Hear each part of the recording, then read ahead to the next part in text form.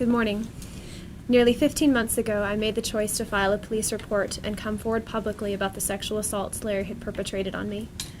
Today, I am grateful for the army of women that has stopped a pedophile.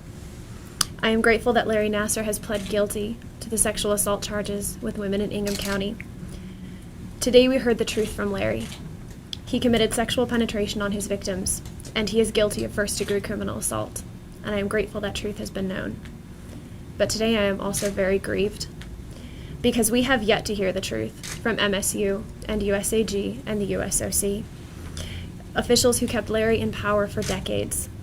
Officials who ignored repeated reports of sexual assault. Officials who brushed victims off as unable to tell the difference between a medical exam and sexual violation. For decades, MSU and USAG athletic trainers, supervisors, head coaches, and even psychologists received first-hand testimony of the sexual abuse perpetrated by Larry. Each and every time, MSU officials silenced these victims.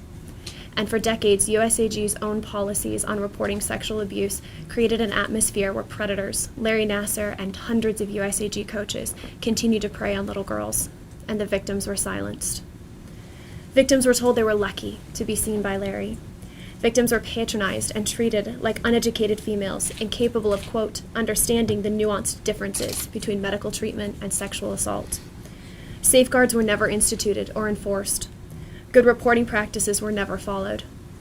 Instead, Larry continued to have access to little girls for decades, and MSU officials continued to hold him up as the best of the best, to use him as a marketing tool for bringing talented athletes to their program and paying medical patients into the school. And this continued until the day I came forward.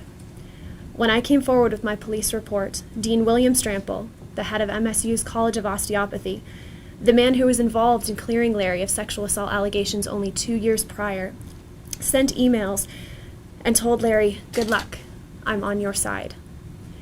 When my video testimony with the Indy Star came out, Dean William Strample sent an email to the MSU provost and mocked my testimony and made a joke of it. Quote, "cherry on the cake of my day." This is how sexual assault has been handled at MSU. This is how victims are treated, and it breaks my heart. We were silenced, we were mocked, and our abuser was told time and time again, "I'm on your side." Today stands as a stark and painful reminder that while my predator has been stopped, the culture that allowed this predator to continue abusing has yet to end. I find it cruelly ironic that in the same week my abuser pleads guilty to sexual assault, Dean William Strample, my abuser's enabler, is honored for his contributions to the College of Osteopathy. While MSU has been absolutely silent on the role Dean Strample played in keeping a pedophile in power, they were quick to put up a webpage acknowledging his recent accolades, noting his, quote, outstanding past and present contributions. Allowing the sexual assault of over 140 women and little girls is apparently of no consequence to MSU. And just recently, MSU spokesperson Jason Cody defended MSU's 2014 investigation that cleared Larry of sexual assault charges, in which a victim was patronizingly told she, quote, didn't understand the nuanced differences between a medical exam and sexual assault. Cody said he, quote, doesn't necessarily agree that MSU made any mistakes in that investigation. So this morning I have a message for MSU. Your words of care and concern ring hollow, and I do not want to hear them any longer until they are backed up by your actions. My greatest hope, and the hope of every sexual assault victim, is that when they come forward, their voices will matter, and they will be protected, and they will be cared for. And exactly the opposite happened.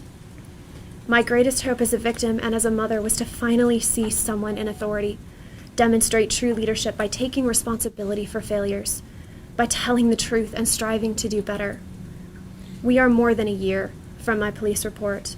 Our abuser has pled guilty, but MSU, USAG, and USOC, you have yet to take responsibility for what happened on your watch. To the leadership at these organizations and at MSU, you repeatedly claim that abuse has no place on campus, but you have failed to hold anyone accountable for allowing a pedophile to flourish for decades. You claim you are deeply sorry for what we have gone through, but you have not listened to one word we have said. I could fill pages listing the things that MSU and USAG could have done differently, In fact, I have, and so have many other brave women. And you have turned a deaf ear to everything we have said. You speak of transparency and accountability, but refuse to release your internal investigation into Larry Nassar. You tell your board it is virtually impossible to stop a pedophile.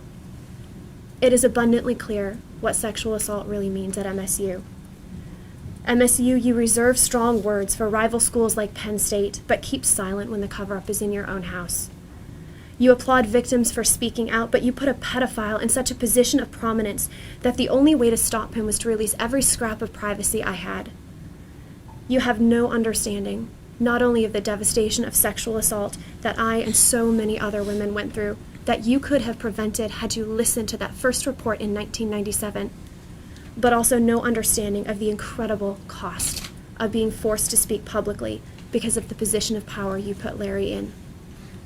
Today is a stark reminder to me, and it is painful, to know that while justice is coming for my abuser, we the victims had to stand alone. We had to fight with everything in us to be heard. We were not protected, we were not cared for, and we did not matter. And we still do not. So long as this is the case, MSU and USAG and USOC, so long as you are unable to acknowledge your past failures and the devastating consequences that those failures had for so many little girls, you will continue to be an unsafe place for children. We will never see a change in sexual assault until we change the culture that surrounds the abuser and that surrounds the victims. MSU and USAG and USOC, this needs to start with you. Thank you, Rachel. Our next